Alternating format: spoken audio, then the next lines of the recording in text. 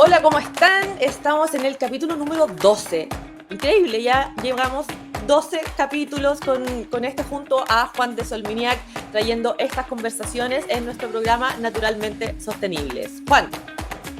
¿Qué tal, Carla? 12 programas. ¿Cómo se nos pasa el tiempo? Y de estas entretenidas conversaciones han sido, pero un aprendizaje constante. Así que esperamos que esta, que es ya una de icónica, porque vamos a hablar de un tema muy disruptivo que tampoco implementado o conocido, sea ya, pero un tema muy interesante para todos. Así que, Sí, porque de ni hecho más ni menos. vamos a hablar de antes de eso, de recordarles que nos pueden seguir a través de nuestra cuenta de YouTube en @console, también en nuestras redes sociales, en LinkedIn, pueden escucharlo también en Spotify, buscan Naturalmente Sostenibles y le van a aparecer todos los capítulos anteriores con las conversaciones fantásticas y muy interesantes que hemos tenido con todos nuestros invitados. Y sin más preámbulo, entonces, vamos a presentar a nuestra invitada de hoy, que es Ana Bonan. Ella es la cofundadora de Purpose LATAM. Hola, Ana, ¿cómo estás?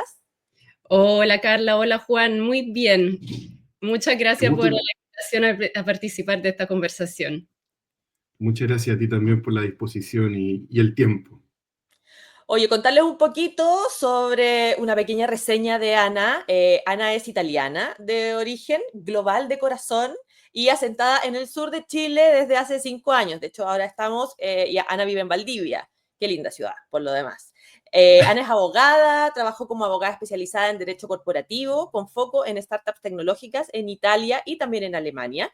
Y ahí vino lo que ella denomina quizás como una crisis de propósito, por decirlo de alguna forma, que la llevó a comprometerse para trabajar hacia una economía al servicio de las personas y el planeta. En ese contexto es que cofundó Purpose LATAM, una ONG chilena que nace como el capítulo latinoamericano de Purpose, desde donde promueven estructuras de propiedad, de gobernanza y financiamiento que protegen el propósito de las empresas en el largo plazo, conocidas como propiedad responsable. Y eso es precisamente lo que vamos a hablar hoy día. Súper. Entonces, vamos, como saben, siempre partimos con algunos datos o con algo que nos permita poner en contexto esta conversación. Y para hablar de propiedad responsable, lo que les vamos a mostrar ahora es, digamos, lo tomamos prestado de unas presentaciones de Purpose, una forma mucho más fácil también de ponernos en contexto de cómo entender este tema. Al hablar de propiedad, hablamos de que es una característica que es parte del ADN de las empresas, define quién tiene el poder, en el fondo, y quién se beneficia del valor generado por la empresa. Hay una variedad de respuestas y modelos que se combinan entre sí, conocemos, algunos son como más tradicionales, pero distintas formas, ¿verdad?, que va tomando la empresa respecto de la propiedad y distintos actores que entran en juego. Entonces, Ana, partir esta conversación como, ¿por qué es importante hablar de esto? ¿Cómo afecta y cómo se vincula con el propósito de la empresa y quizás con el día a día y cómo vemos nosotros a la empresa también? Perfecto. Muchas gracias, Carla, por esta introducción que me permite aterrizar en un tema que cuando estamos hablando de sostenibilidad, de empresa de impacto, etcétera, etcétera, se está hablando muy poco todavía de propiedad como ADN de las empresas. Y normalmente es algo que queda ahí como obvio o que no se habla hasta que nos chocamos con la propiedad. Nos chocamos, por ejemplo, en un momento de sucesión, cuando el fundador se sale de la empresa, el fundador que tenía en su corazón el propósito, ¿no?, de la empresa, los valores. Nos chocamos cuando entra un inversionista, por ejemplo, que quizás no está alineado, o sí, ahí dependiendo. Nos chocamos con este tema también cuando queremos reimaginar un poco las empresas, la empresa del futuro, para que sean efectivamente empresas con propósito, porque al final la empresa, la propiedad corporativa define a quién sirve las empresas. Entonces, en el modelo tradicional, naturalmente sirven a los accionistas, a los dueños. Ahí le vamos a mostrar distintos modelos donde efectivamente se logra a través de la estructura de propiedad y de gobernanza a encontrar una estructura de propiedad donde la empresa sirva a este propósito con una mirada de largo plazo, donde se logra combinar el impacto social, medioambiental y por supuesto también el económico-financiero, porque sin rentabilidad no tenemos empresa.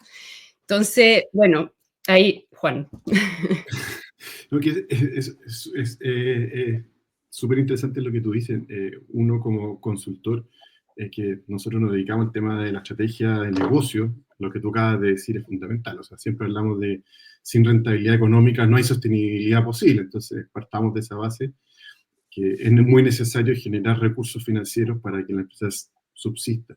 Pero otro tema también sumamente interesante es cuando hablamos de sostenibilidad, que hablamos, ¿cierto?, siempre de medio ambiente, social, y la G siempre queda como guardada en algún escritorio, porque cuesta mucho que hoy día los directivos claro, los directores de la empresa como que se preocupen de esos temas porque le están tocando su ADN. Muchas veces a quien le toca a uno es a lidiar con aquella persona que formó la empresa. Entonces dicen, bueno, pero si esto yo lo formé, o sea, ¿por qué me tienen que venir a mí ahora a remover el piso?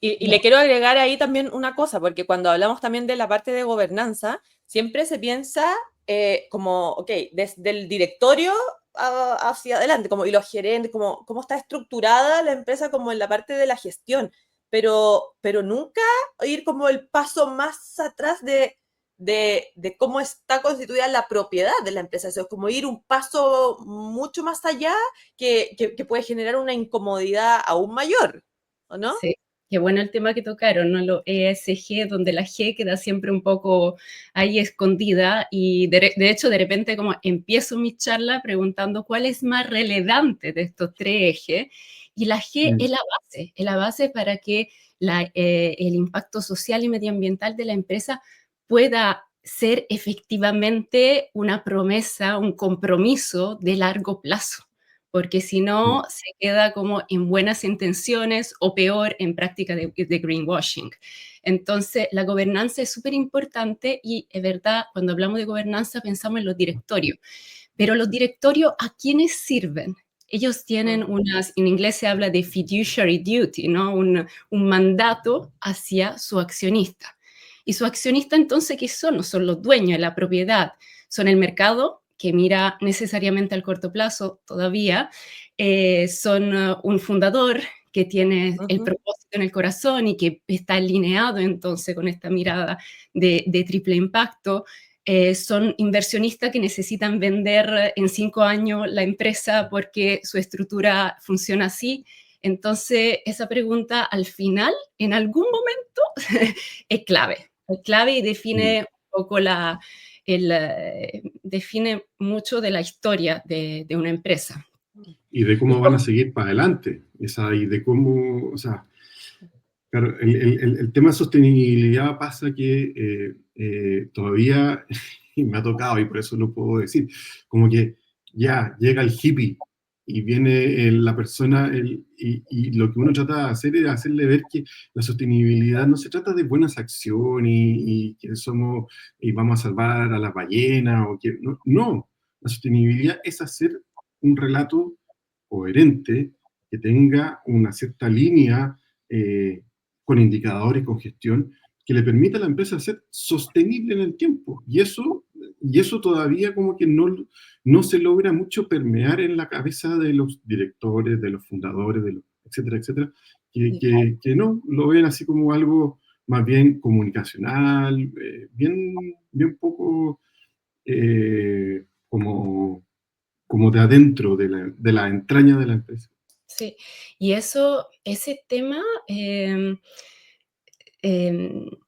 En este tema se han chocado también grandes gerentes de empresas grandes como Danone, como Unilever. Ellos han tenido CEO líderes de la sostenibilidad, que han tratado de empujarla con mucha, mucha fuerza, y en algún momento de su historia, ambas empresas, Danone es más reciente que el caso Unilever, se han chocado con una exigencia del mercado o de algunos accionistas a enfocarse en la rentabilidad, bueno, competir también en el mercado con el precio de las acciones de otras empresas. Entonces, es un tema que surge otro caso, bueno, de prensa internacional, el Body Shop, por ejemplo, ¿no? Donde estaba su fundadora, ahí una empresa B extraordinaria, su fundadora que falleció, y después la empresa empezó a pasar, la propiedad de la empresa primero a Natura. Yo creo que igual es una empresa muy, muy sostenible, que pero no pudo sostenerla, y fue vendida el año pasado, yo creo, a un fondo de private equity, y ahora está quebrada en algunos países del mundo. Entonces, como que... Hace un par de capítulos estuvimos hablando sobre específicamente de Body Shop. Qué interesante, me la voy a mirar entonces. Súper interesante. Pero el tema de la propiedad en algún momento es relevante, y es relevante aún más en este minuto en el cual estamos repensando el capitalismo, o estamos viendo la consecuencia de un hipercapitalismo o de una perversión de este modelo. Ahora bien, esto a nivel por lo menos local, va a ocurrir que, bueno, todas estas cosas, estos cambios uno no espera que ocurran así de forma tan natural. A mí me encantaría que fuera naturalmente sostenible una empresa, paso el comercial de por medio. Y va a venir muy empujado también por el tema normativo. O sea, hoy día la CMF va y está con un foco muy puesto en todo el tema de gobernanza, y eso yo creo que va a ir ayudando a repensar un poco la lógica de la propiedad y de cómo se... Sí, pero Juan, no sale natural, porque la empresa naturalmente, por su estructura jurídica, por su sistema operativo, a mí me gusta llamar la propiedad también como su sistema operativo, define quién tiene el control de la empresa, quién se beneficia de ella, define los incentivos que están atrás de la toma de decisiones. Y la empresa ahora está seteada para servir a los accionistas. Entonces, claramente, cuando le pedimos de servir a un propósito de largo plazo, de hacerse cargo de la sociedad, del medio ambiente, etcétera, etcétera, hay un cortocircuito. O sea, esta máquina 100%, 100%. Está funcionando en otra dirección que nosotros lo hemos programado. Entonces, idealmente puedan ser naturalmente sostenibles la empresa del futuro y los cambios que vamos a hacer. Oye, y tomándonos de esto, entonces me empieza a surgir la pregunta, yo soy súper práctica entonces, ¿qué formas toma esto? ¿Cómo una parte es como la conversación más, no sé, ideológica o profunda, pero y el que te dice, ya, quiero avanzar hacia esto, ¿cómo? ¿Cuál es ese camino? ¿Qué soluciones distintas tenemos? Bueno, nosotros desde Purpose lo que impulsamos, como mencionaste al inicio, es un modelo que en inglés se llama Steward Ownership, y en español tradujimos como propiedad responsable, sin querer decir que las otras propiedades sean irresponsables, simplemente el tema de traducción de repente es complicado, y es un término que acuñamos nosotros, pero encuentra ejemplos, no hemos inventado nada, encuentra ejemplos muy históricos en empresas como Bosch, como Novo Nordisk, muchas empresas que en el mundo han estructurado su propiedad de forma distinta para asegurar una mirada de largo plazo, y que nosotros resumimos en dos principios. Estas empresas lo que hicieron era, primero que todo, separar la propiedad. O sea, cuando hablamos de propiedad, hablamos de un conjunto de derechos. Hablamos de los derechos a voto o político, que es el control, y hablamos de los derechos económicos, a dividendos. Entonces, primero, bueno, son dos cosas muy distintas. Entonces, separémosla y reestructuramos la propiedad bajo dos principios: la autodeterminación y la orientación al propósito. La autodeterminación se enfoca en los derechos a voto, en el control. El control en estas empresas no es algo con el cual se puede especular, que se puede vender, que se puede automáticamente heredar, sino que el control se mantiene y se transmite en personas cercanas a la empresa, cercana a su propósito, a las operaciones. Hay distintos modelos de gobernanza, ahí donde está Ujú. toda la parte de gobernanza que tiene que ser bien, bien trabajada en estas empresas, pero se sale del automatismo, bueno, pongo la plata y compro el control de la empresa, o por sangre heredo la empresa. Se asegura que el control se mantenga cerca de la empresa con la persona más apta a tener este rol de timón. Entonces se busca un poco buscar quién es el mejor sucesor para este Pero no, fundador. no es lo mismo, pienso con lo que estáis diciendo, no es lo mismo que la división de los dueños versus el directorio. No, eso estamos hablando a nivel de dueños, porque el directorio siempre responde a los dueños. Entonces, quién sean estos dueños es muy importante. Quién tome la decisión como junta de accionistas, que tienen la última palabra, si, por ejemplo, quiero vender la empresa o elegir quién está en el directorio, por ejemplo, esta persona tiene que estar alineada con este propósito, con esta mirada Ujú. y no incentivada por incentivo financiero de corto plazo. Entonces, Oye, Ana, a largo plazista por el lado del principio de la autodeterminación. perdona, pero que cuando estás hablando, que me parece muy interesante lo que estás diciendo, pero me queda una duda. ¿Qué, quizás para volver un poco antes, qué en tu experiencia que llevas trabajando en Purpose, eh, ¿qué, qué es lo que gatilla a tomar esta decisión? ¿Cuál es qué es lo que has visto tú que digan, oye, ya, quiero seguir esta línea, quiero hacer esta separación, quiero, no sé, qué tipo de dueños o pasa una experiencia vital que hace que eso ocurra o es solamente racional y dicen, ¿sabes qué más? Ah, ya, este es el camino. ¿Qué es cuál es la evidencia, la experiencia? Sí, hay distintas razones. Uno puede ser un tema de sucesión. Entonces, el fundador, como Bosch o como el fundador de Patagonia, que dio este paso hace un par de años, dicen, bueno, yo me estoy ya yendo, ¿quién va a seguir con el mismo propósito? ¿Quién va a ser un custodio de esta empresa adecuado? Y ahí se ponen a pensar, a hablar con los abogados, qué podemos hacer, etcétera, etcétera. Yo no quiero darle la carga de esta empresa a mis hijos que quieren ser libres de hacer otras cosas en su vida. Por ejemplo, está también una de las razones, y no quiero venderlo, no quiero venderlo al mercado porque sé que le va a impedir, va a ser un obstáculo, no me garantiza que siga este enfoque de largo plazo. Esta es una de las razones. Para, para otros, por ejemplo, si pensamos en las startups que están tomando pasos en esa dirección, son startups que no quieren seguir el clásico camino del venture capital.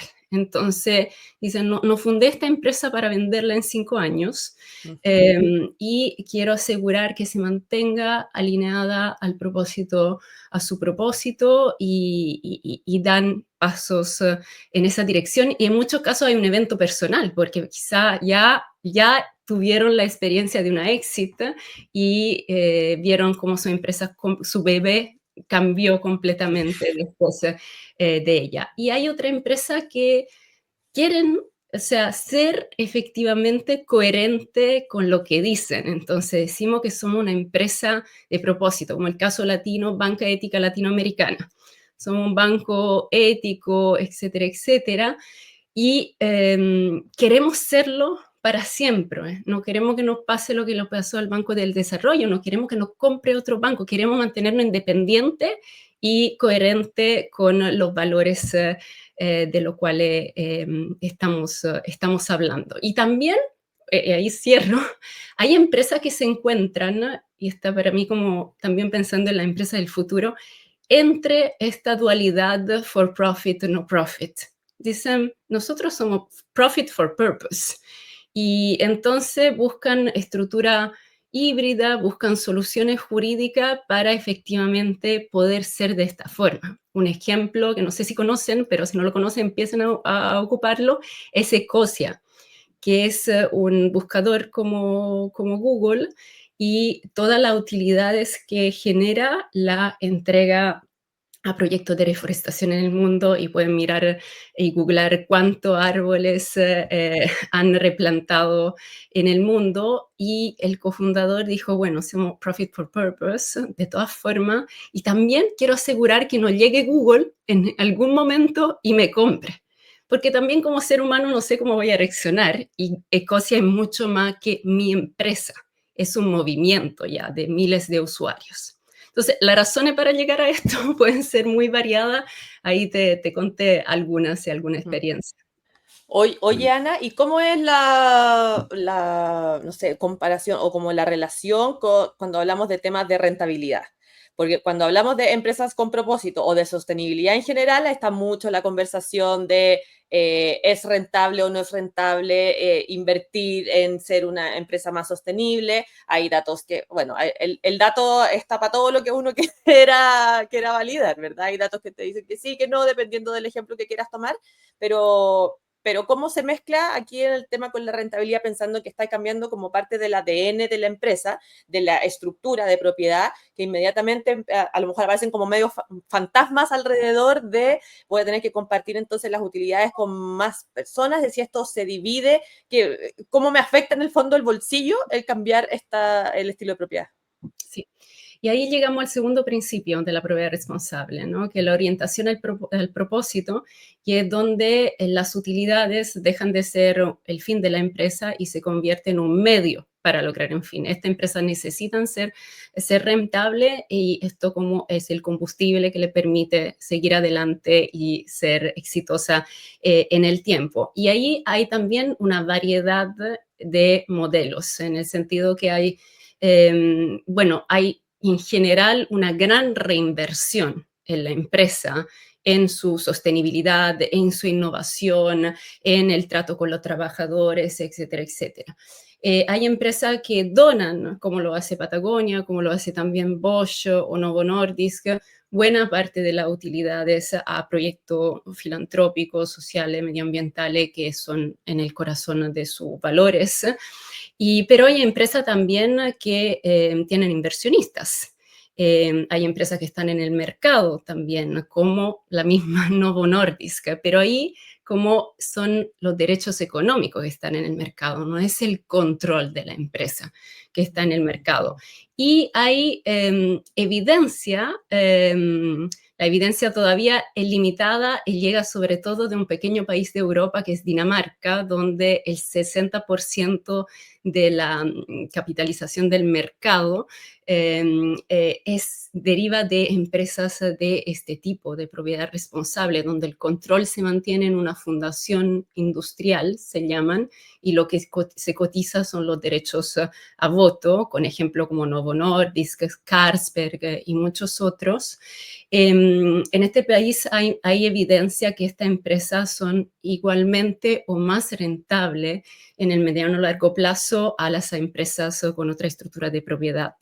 Hay evidencia que tienen mejores performance en ESG, también en ASG, y que son más innovadoras. Ahí a mí me gusta poner el dato de Bosch, que salido de varias entrevistas que le hemos hecho a la empresa, donde ellos dicen, sin esta estructura de propiedad no hubiéramos tenido, bueno, ahí en los verbos del italiano no me sale muy bien, la libertad de invertir en innovación verde cuando esta no era una moda.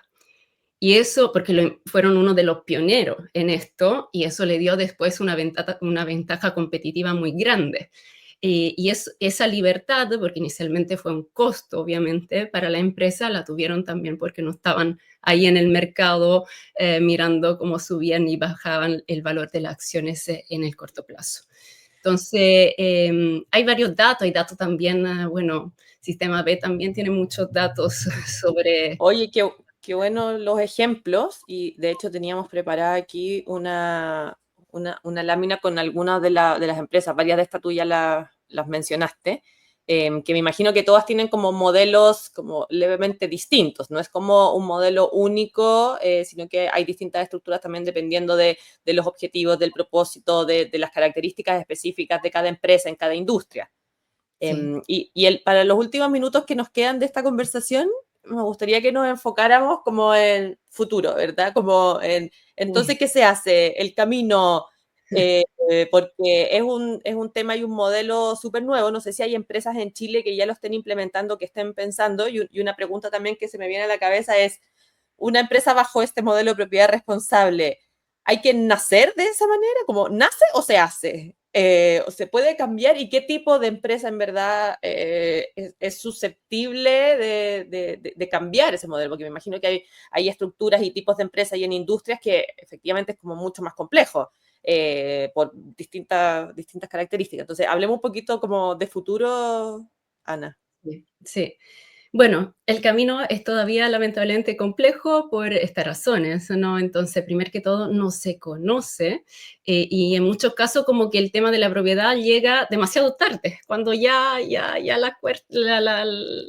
los juegos están hechos, ¿no? Entonces, ahí es donde nosotros desde Purpose tenemos todo este papel de difundir, investigar, mostrar ejemplo, inspirar y apoyar y esto es el segundo paso, apoyar a las empresas en este camino y reducir también la complejidad de los costos de implementación de estos modelos que todavía lo estamos haciendo con la herramienta que están disponibles en la jurisdicción. Entonces, se ocupan estructura híbrida, con una no-profit, se ocupan modelos con acción de oro, donde hay como se ponen algunas limitaciones, algunos cambios de estatutos, hay como todavía como, y divisiones, esta separación entre derecho económico y derecho a voto que también se puede hacer, pero todavía puede ser como complejo dependiendo de la jurisdicción. En Chile hemos trabajado para que no sea tan complejo, entonces ahí vemos también más empresas